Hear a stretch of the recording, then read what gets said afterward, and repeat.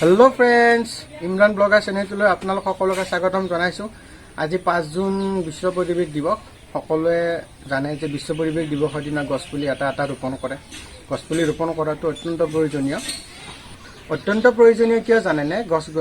গছগছনি থাকিলেহে আমি জীয়াই থাকিম, মানে জীৱ জন্তু জীয়াই থাকিব।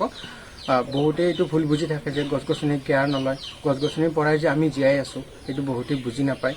গছগছনি কেয়াৰ ল'ব লাগে। আৰু এটা কথা আপোনালোকক জনাও যে পৃথিৱীৰ 30খন পলিউশ্যন চিটিৰ ভিতৰত ভাৰতৰ 22খনেই পৰে। আৰু ভাৰতত প্ৰতি বছৰে 17 লাখ মানুহৰ মৃত্যু হৈ আছে। ভাবি চাওক ৰাইজ, বায়ু প্ৰদূষণৰ ফলত কিমান মানুহৰ মৃত্যু হৈ আছে, বছৰি 17 লাখ। চাওক ৰাইজ, গছপুলি ৰোপণ কৰিব লাগে নে নালাগে?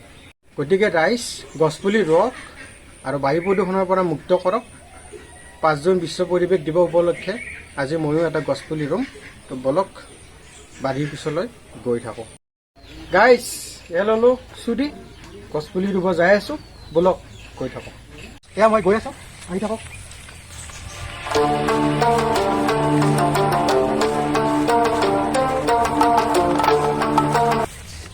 জাগাখিনি মই চাফা কৰি আছোঁ। বহুত জংঘল, অলপ চাফা কৰি লওঁ। গাইজ, গাঁতটো অলপমান ভালকৈ খান্দি লওঁ। গছপুলিটো অকণমান ডাঙৰ আছে, তো আপোনালোকে ৰুইছে নে কমেণ্ট কৰি জনাব। সাৰ পানী দি থাকিব, তেতিয়াহে সি বাঢ়ি আহিব। পানী নাপালে সি বাঢ়িব নোৱাৰিব।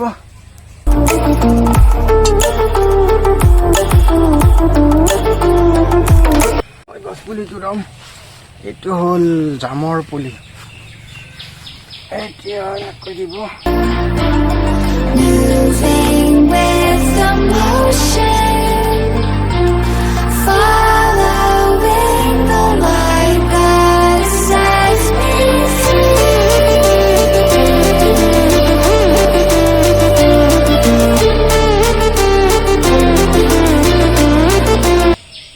পানী দিব লাগিব অকণমান। গছপুলি ৰোৱা মোৰ হৈ গ'ল।